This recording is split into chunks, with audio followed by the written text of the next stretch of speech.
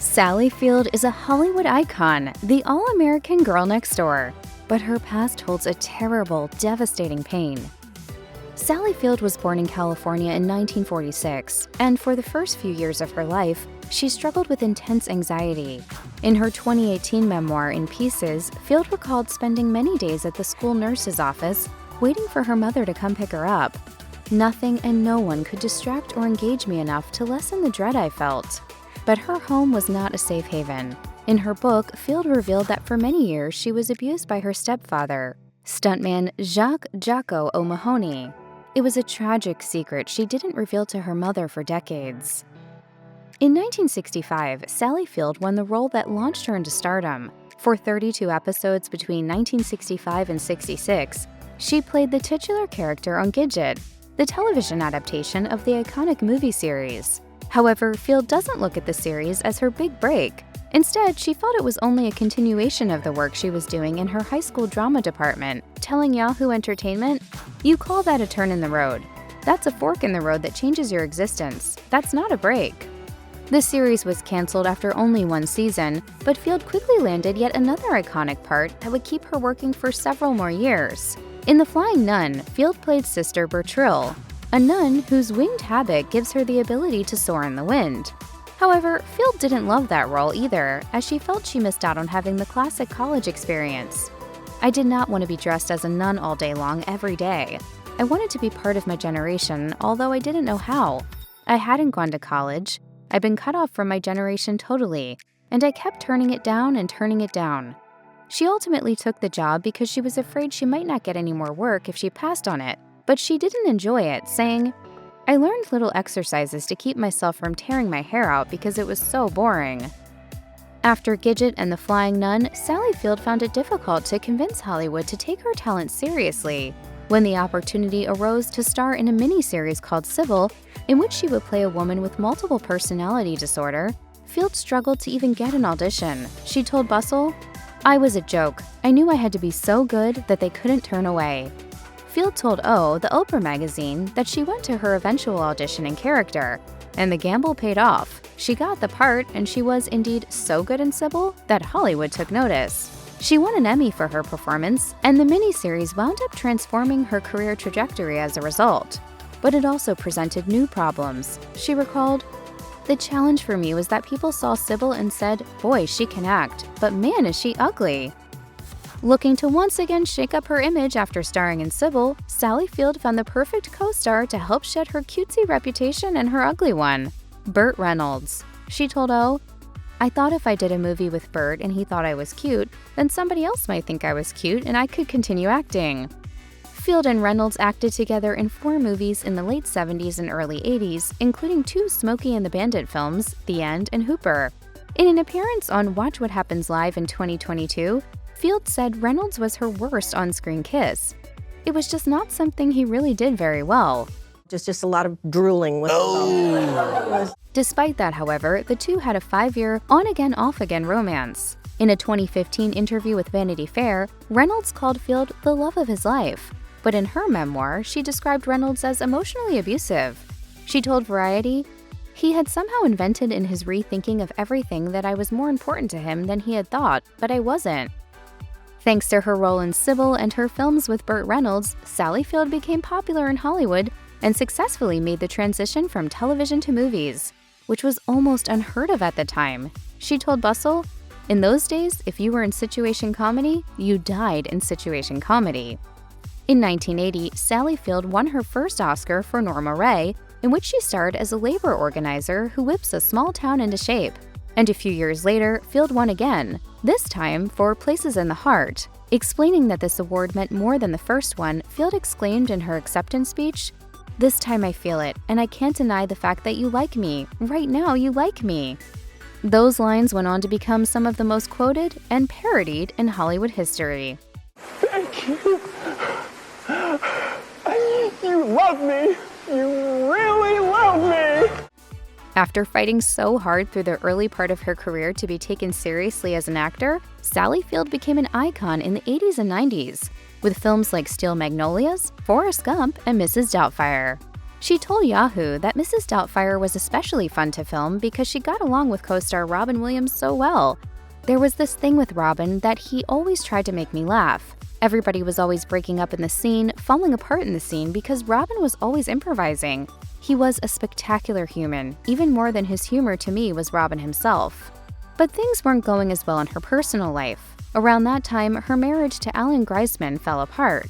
She wrote in her memoir, "Even as I tried to evolve into each phase of my career, this whispering voice kept repeating that before long I'd be facing the same mountain that I had just climbed, but without the strength to move anymore."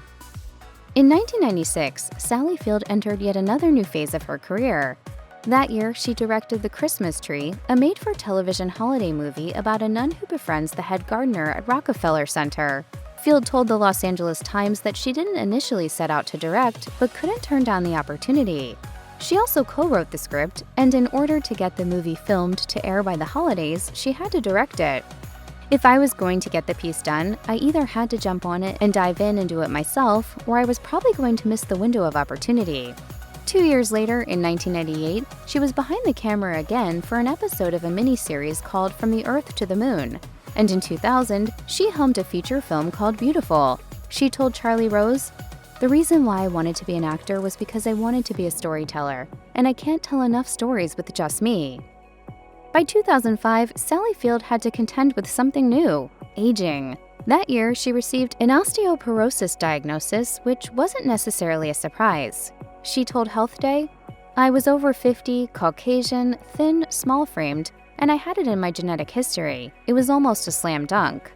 Using her profile for good, Field became an advocate for people with the bone condition. She also appeared in a series of ads for Boniva, an osteoporosis medication. The ad campaign was so widely aired that it was eventually parodied on Saturday Night Live in 2013. "Even if you don't have it now, no matter what age you are, all women are inherently weak and very fragile."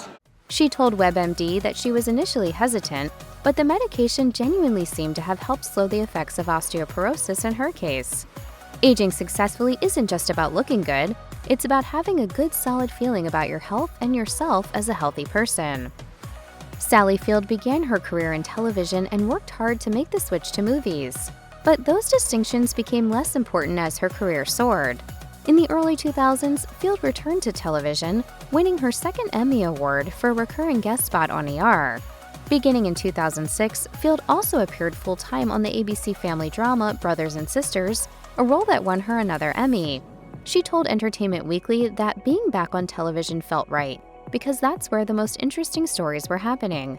"I think television right now is exploring more relationships and people things than film is. I don't really have a desire to stand there and not be acting."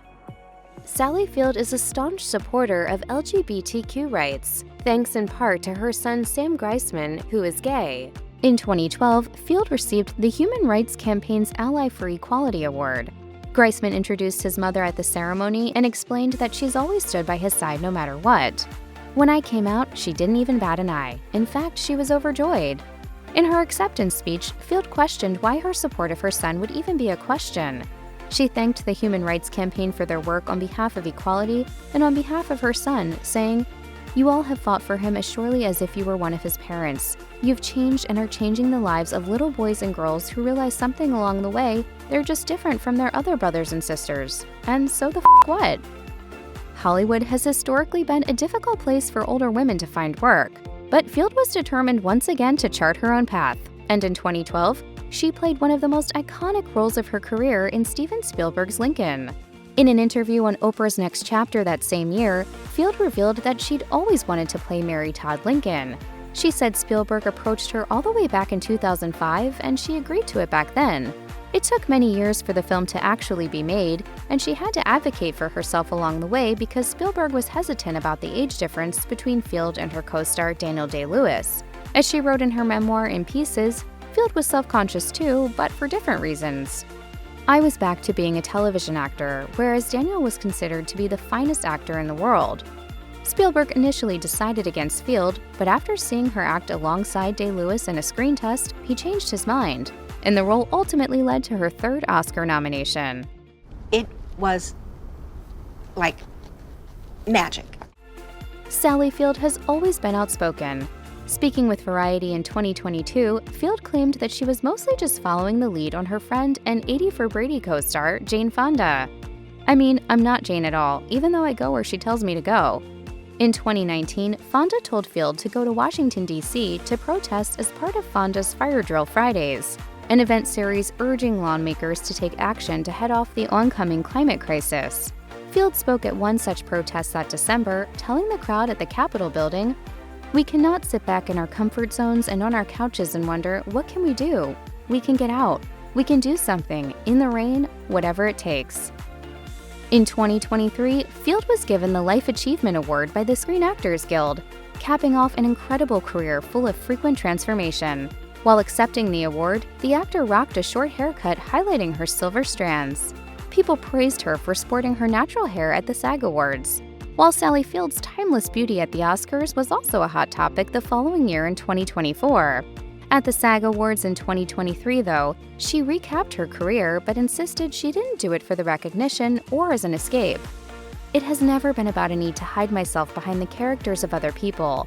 Acting to me has always been about finding those few precious moments when I feel totally, utterly, sometimes dangerously alive."